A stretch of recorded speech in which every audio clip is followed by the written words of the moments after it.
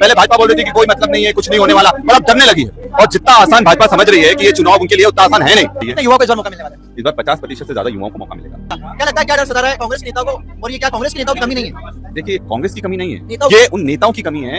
अभी तक सब डरे हुए थे, कोई बोलने को तैयार नहीं थे। राहुल गांधी ने आकर बोलना शुरू करा। ये एक चिंगारी है, चिंगारी को आग बनने में समय नहीं लगता है। देखिए, भारत जोड़ो न्याय यात्रा ये जनता की और आम जन की, गरीबों की, शोषित वर्गों की, आदिवासियों की, सबकी आवाज बुलंद करने का एक जबरदस्त मंच है। और जातिगत जनगणना का उद्देश्य क्या है? ये है कि जो भी देश में जो भी वर्ग हो, चाहे वो सामान्य वर्ग हो, चाहे आदिवासी वर्ग हो, चाहे दलित समाज हो, चाहे ओबीसी समाज हो, जिसके जितने लोग हैं उनको उनका अधिकार मिलना चाहिए। क्या लगता है ये जाति जनगणना का जो माहौल है और जो मुद्दा है, ये आम ओबीसी, एसटी और एससी वर्ग के आम लोगों तक पहुंच पा रहा है? मंचों से तो बात हो जाती है, रैलियों में बात हो जाती है, लेकिन जो आम वोटर है, मतदाता है, उस तक ये बात जाति जनगणना का फायदा और उससे होने वाले आगे के परिणाम। सभी को नमस्कार। फिलहाल हम मौजूद है मध्य प्रदेश की धार्मिक और सांस्कृतिक राजधानी उज्जैनी, चार अचर विश्व के स्वामी योगेश्वर श्री कृष्ण की शिक्षा स्थली उज्जैनी में। और विपक्ष के सबसे बड़े नेता कांग्रेस पार्टी के पूर्व अध्यक्ष और वर्तमान सांसद राहुल गांधी जी की भारत जोड़ो न्याय यात्रा मणिपुर से शुरुआत होकर बंबई की ओर प्रस्थान करेगी और इस बीच मध्य प्रदेश में उज्जैन में पहुंची है। हमारे साथ मध्य प्रदेश युवा कांग्रेस के अध्यक्ष और विधायक विक्रांत भूरिया जी मौजूद है। क्या लगता है भारत जोड़ो न्याय यात्रा का आने वाले लोकसभा चुनाव में, आगामी चुनाव में क्या महत्व समझ में आ रहा है? देखिए, भारत जोड़ो न्याय यात्रा ये जनता की और आम जन की, गरीबों की, शोषित वर्गों की, आदिवासियों की, सबकी आवाज बुलंद करने का एक जबरदस्त मंच है। और जिस तरह से राहुल गांधी जी ने पूरे देश में एक जबरदस्त क्रांति करने की कोशिश कर रहे हैं और मणिपुर से मुंबई तक न्याय की दरकार के लिए लोगों की लड़ाई लड़ रहे हैं, निश्चित तौर पर लोकसभा चुनाव में इसका जबरदस्त प्रभाव पड़ने भी वाला है। और आप देखेंगे कि जैसे जैसे यात्रा बढ़ती जा रही है, इसका माहौल बनता जा रहा है। पहले भाजपा बोल रही थी कि कोई मतलब नहीं है, कुछ नहीं होने वाला, पर अब डरने लगी है। और जितना आसान भाजपा समझ रही है कि ये चुनाव उनके लिए उतना आसान है नहीं। जनता, युवा, महिला, बेरोजगार, शोषित लोग सब किसानों के साथ में कांग्रेस के साथ खड़े हैं, राहुल गांधी जी के साथ खड़े हैं। और ये चुनाव में कांग्रेस की अच्छी सीटें लोकसभा में आने जा रही हैं। जैसा कि राहुल जी वंचित वर्ग के लिए, जाति जनगणना के लिए बार बार सवाल उठा रहे हैं। आप खुद वंचित वर्ग से आते हैं और आपके पिताजी भी वरिष्ठ आदिवासी नेता माने जाते हैं और आपका आदिवासी बहुल क्षेत्र में आज भी उतना ही वर्चस्व जैसा हमेशा हुआ करता था। क्या लगता है ये जो जाति जनगणना का जो माहौल है और जो मुद्दा है, ये आम ओबीसी, एसटी और एससी वर्ग के आम लोगों तक पहुंच पा रहा है? मंचों से तो बात हो जाती है, रैलियों में बात हो जाती है, लेकिन जो आम वोटर है, मतदाता है, उस तक ये बात जाति जनगणना का फायदा और उससे होने वाले आगे के परिणाम आप कांग्रेस पार्टी पहुंचा पा रही है आम वोटर तक? देखिए, किसी तक भी अपनी बात पहुंचाने का सबसे बड़ा माध्यम क्या है? मीडिया। और आज मीडिया किस तरह से दबाव में काम कर रहा आप भी देख रहे हैं। कोई भी व्यक्ति अपनी नौकरी नहीं गंवाना चाहता। हम उज्जैन में बैठे हैं, उज्जैन में 5 से 7 पत्रकारों को जेल में डाल दिया गया है।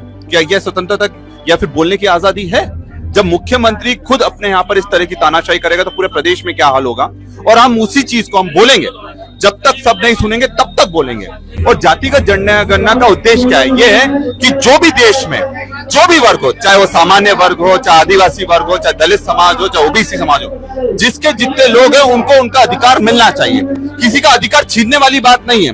जो व्यक्ति अगर पीड़ित है, सामान्य वर्ग में भी अगर लोग हैं और सामान्य वर्ग में भी गरीब लोग हैं जिनको अधिकार नहीं मिल पा रहा, उनकी भी लड़ाई लड़ रहे हैं। वो हर वर्ग की लड़ाई लड़ रहे हैं। और यही उद्देश्य है कि जब पता ये लगेगा कि किस समाज के कितने लोग हैं, उसके हिसाब से आप पॉलिसी बना सकते हो, एजुकेशन पॉलिसी बना सकते हो, अमीर गरीब का फर्क समझ सकते हो, उनको रोजगार दे सकते हो। उन सबको प्लान करने के लिए, उन सबके लिए एक निर्णायक भूमिका के लिए आपको ये पता करना जरूरी है। उसी चीज को लेकर राहुल गांधी ये चीज को बार बार हर मंच पर रख रहे हैं। राहुल गांधी जी बार बार मंच में रख रहे हैं, लोगों से जोड़ रहे हैं, लेकिन क्या लगता है कि जो आज का युवा वोटर है, जो इंस्टाग्राम, फेसबुक, सोशल मीडिया पर एक्टिव है, लेकिन वहां तक उनकी बात नहीं पहुंचा रही, इसे युवा को जोड़ने के लिए? क्योंकि आप युवा कांग्रेस के पदाधिकारी भी है और युवा नेता है, खुद भी आप डॉक्टरेट है, आप समझते हैं शिक्षा के महत्व को और मीडिया के महत्व को। कैसे इसको समग्र रूप से जोड़कर आम वोटर तक युवा को कैसे जोड़ा जा रहा है कांग्रेस की पार्टी नीति से और उनकी विचारधारा से? देखिए, सबसे पहली जरूरत है बोलना। अभी तक सब डरे हुए थे, कोई बोलने को तैयार नहीं थे। राहुल गांधी ने आकर बोलना शुरू करा। ये एक चिंगारी है, चिंगारी को आग बनने में समय नहीं लगता है और ये चिंगारी सुलग चुकी है। लोगों को जब तक सोचने की क्षमता को और मजबूत नहीं करेंगे, देखिए, पक्ष और विपक्ष हमेशा होगा।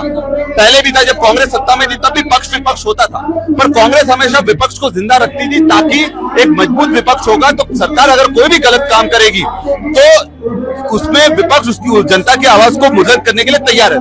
आज बीजेपी का उद्देश्य हो गया कि विपक्ष को पूरी तरह से कुचल दो, खत्म कर दो। आईटी, सीबीआई, ईडी के दम पर ही सरकार चल रही है। आप ईडी बंद कर दो, हटा दो, आप देखो कि बीजेपी में जितने खुद में उनमें फूट पड़ जाएगी। जो बीजेपी में रुका हुआ है वो इसी डर से रुका हुआ है। आए दिन जो कांग्रेस के नेता कांग्रेस छोड़कर बीजेपी में जा रहे हैं या फिर अन्य पार्टियों में जा रहे हैं, या फिर सिर्फ कांग्रेस ही नहीं, तृणमूल कांग्रेस हो या फिर समाजवादी पार्टी हो या बहुजन समाज पार्टी, जितने भी विपक्षी पार्टियां, सबके जो प्रमुख नेता है छोड़कर बीजेपी का दामन थाम रहे हैं। अभी हाल ही में राज्यसभा चुनाव में आपने हिमाचल और लोकसभा उत्तर प्रदेश में जो देखा, क्या लगता है क्या डर सता रहा है कांग्रेस के नेताओं को, और ये क्या कांग्रेस के नेताओं की कमी नहीं है? देखिए, कांग्रेस की कमी नहीं है, नेताओं ये उन नेताओं की कमी है कि वो आइडियोलॉजी के साथ खड़े नहीं रह पा रहे हैं। डर किस बात का है? डर उन्हीं को है ना जिनके काले धन है, काले कारनामे हैं, या फिर उनको लगता है कि जेल भेज दिया जाएगा। और अगर ये सब चीजें सबके सामने वो जाते हैं तो निश्चित तौर पर जाएं, क्योंकि अब जो नया युवा कांग्रेस पार्टी से जुड़ रहा है वो मजबूत युवा है, विचारधारा से जुड़ा हुआ युवा है, और लंबे चलने के लिए विचारधारा से मजबूत युवाओं की बहुत ज्यादा आवश्यकता है, और हम उसी में लगे हुए हैं। आप मध्य प्रदेश को लेकर क्या खाका तैयार किया है? वर्तमान में एक सीट छिंदवाड़ा सीट आपके पास है, और इस बार छिंदवाड़ा को लेकर भी बीजेपी बड़ी तैयारी कर रही है। कयास लगाए जाने की कोई बड़ा नेता वहां से बीजेपी उतारेगी और कमलनाथ जी और नकुलनाथ जी को टक्कर देगी।